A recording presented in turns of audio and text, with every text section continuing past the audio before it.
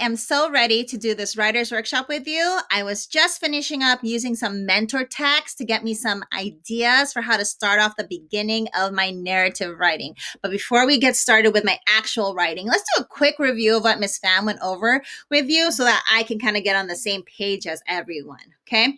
Because I've been working really hard too, but I just need a little reminder about what we've been doing.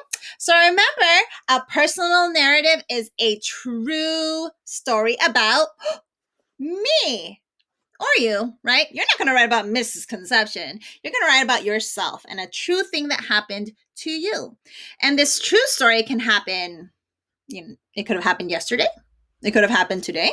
It could have happened years ago. So it just has to be true. So Miss Conception actually did her brainstorm right here. See my little brain with a storm? I put all my ideas down and I had a few and all of them happened at different times. So this past weekend, I went swimming. So I said going swimming at my friend's party. She had a party with a few of us and I got to go swimming for the first time in like a year. So that was a pretty big deal. My other idea was when I broke my arm. That was not all personal narratives have a very good experience. Some of them were kind of sad. And that was one that happened when I was in 4th grade. So that was a while back, but I still remember it. The day I found out I was pregnant, that was a very funny and exciting day. So I wanted to put that on there because my kids last year had fun listening to that story. And then my last one was when Butters came home. That made me super happy because the first day we had him, it was a lot of fun. So those were my 1, 2, 3, 4 ideas that I thought maybe I would want to write about. So I put them down and then I decided, which one do I really think I want to write about and share with you all? And I thought that the broken arm story would be the most interesting because my kindergartners always love hearing this story. So I chose to do my broken arm. Okay, so I can't wait to see what you chose, but that's my story, my topic. And then Miss Sam told you that a story has 3 parts. And it's kind of like a what? Roller coaster. Yep, it goes up and then there's like something that happens in the top that's really exciting and then it kind of goes down and has an ending, right? So there's a beginning. Everyone say beginning. There's the middle. Everyone say middle. And then the last one is the end. Can everyone say end? Good. And you planned across pages. You folded a page into 3 parts and you decided what you were going to put in each part for your story. And I did that on my whiteboard actually. And in the beginning of my story, there were 3 of us playing outside. My sister Stephanie, me, and my friend Bruce. We went to go play outside and that's us right there playing. And then we found something that we probably shouldn't have been playing with, but we found it anyways. And it was a shopping cart. And we got in that shopping cart. And my friend Bruce said, just get in and I'll push you. Trust me, I won't let go. But guess what he did? Yeah, he let go. Oh. And then what happened? Oh my goodness. We rolled off a hill and Miss Conception ended up breaking her arm. So that was not fun. I learned that I should be more careful. So that's my beginning, my middle, and my end. Okay, so now I have my 3 parts that I want to write and the pictures help me remember, but now I need to add words to it. So that's what I'm doing today. I'm going to start writing my beginning of my story. And I decided to do that by looking at some books. I looked at Maggie's Chopsticks. I looked at Cora Cook's Pancit. We read this in the beginning of the year. And one of my other favorite books, Jabari Jumps. So these 3 books I thought were like really cool because they talked about real things that happened to them. And they were just like everyday events, kind of like my story. It's like I played every day. It wasn't a big deal, but something happened that was unexpected. So I wrote my cover and my cover has my title and I chose the title Jennifer's Unfortunate Playday because I wanted to make sure the reader was like, ooh, I wonder what that unfortunate play day happened. What happened to make it so unfortunate? And I also copied the covers of these books because each of them had the name of the person the story was about. This one has Maggie's name because it says it's about Maggie. This one has Jabari's name on the front because it's about Jabari. This one has Cora's name on the front because it's about Cora. Yeah, you're right. So that's why I decided to say Jennifer's, because that's my name. And don't forget, you have to write who it's written by. And that's me, because what? A personal narrative is a story about me. Awesome. Okay, so now are you ready to start thinking about how to begin our story? And remember, I was doing some research and I kind of chose how I wanted to start my story, because I noticed something that all of these authors did in the beginning of their story. This one started, Cora cooks ponce. It starts by saying, Cora loved the kitchen. So you already know it's kind of going to happen. The settings in the kitchen and about Cora loving doing cooking in the kitchen. And then and Jabari jumps. It says, I'm jumping off the diving board today, Jabari told his dad. So in this story, Jabari starts with a sentence that he's saying and his goal for the day. His goal is to go jump off the diving board. And in Maggie's chopsticks, it said, my name is Maggie. These are my new chopsticks. So that's kind of cool too. It says her name. So I'm going to start off by saying something like about my name. So I'm going to mention my name in the beginning of the story. I think I'm going to copy the Cora Cooks Ponset though.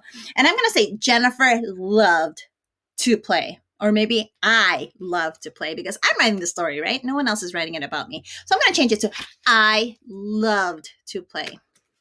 So let's do that for my beginning of my story. Come with me and watch me do it, okay? And then you're going to have a chance to do it right after. So Jennifer's unfortunate play date. And then I wanted to start with I loved to play. But I'm going to say I love to play outside with my sister, Stephanie, and friend, Bruce. Okay. I loved playing outside with my sister, Stephanie, and friend Bruce. That was his name. And I'm going to say, but one day it was not so fun to play outside. That's kind of like the nice mystery, right? Like it's going to lead up to the day that was very unfortunate. But one day it was not so fun to play outside. Nice. All right, as a reader, I would love to hear what happens next. Like, why wasn't it fun anymore? So now I'm going to take a little break and I'm going to try to draw a picture that goes with my words. So in the beginning of my story, it's kind of nice. Like everyone's happy. Nothing bad has happened yet. So I'm going to make my picture nice and bright and colorful, because it was a very, very fun, nice day. It started off that way, at least. It was very sunny, I remember. And in the back of the grass, there was a giant hill. And that's actually where I fell off the cart, because we were on the top of that hill. So that was not a very good idea. But, you learn from your mistakes. And so I'm going to draw myself and Bruce and Stephanie on the top of this hill, just kind of having fun, like we always did.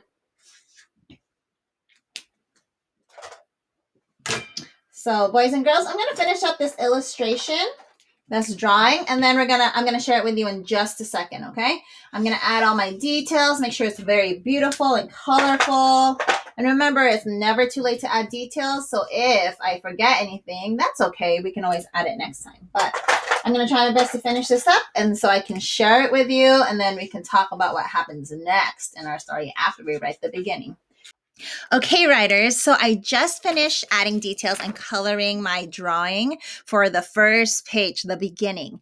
And one thing we are learning this week in class are story elements. And in the story elements, we learned that we need to make sure we tell people who the characters in our story are and the setting. So the characters are the people in the story, and the setting is where it takes place. So I'm going to double check my sentence and my picture and make sure that the reader knows who the characters are, the people, and where the story is taking place. Okay, the setting. So let's see. Let's check. It says, I loved playing outside. Ooh.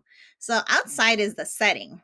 And do you see the picture? It also helps, right? It tells us where the setting is too. With my sister Stephanie and my friend Bruce. Those are the characters, right? Stephanie, me, Bruce. 3 characters. But one day it was not so fun to play outside. Oh, that's setting us up for the middle.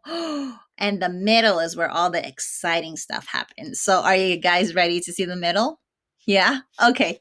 But, oh, sorry, but you're going to have to wait till next time because now it's your turn to try to make your beginning of your story. Try to make it exciting and have the reader want to go and turn to the next page. Just like how you are all going, ooh, I wonder what happened in this middle of Misconception story. How did you break her arm? What happened?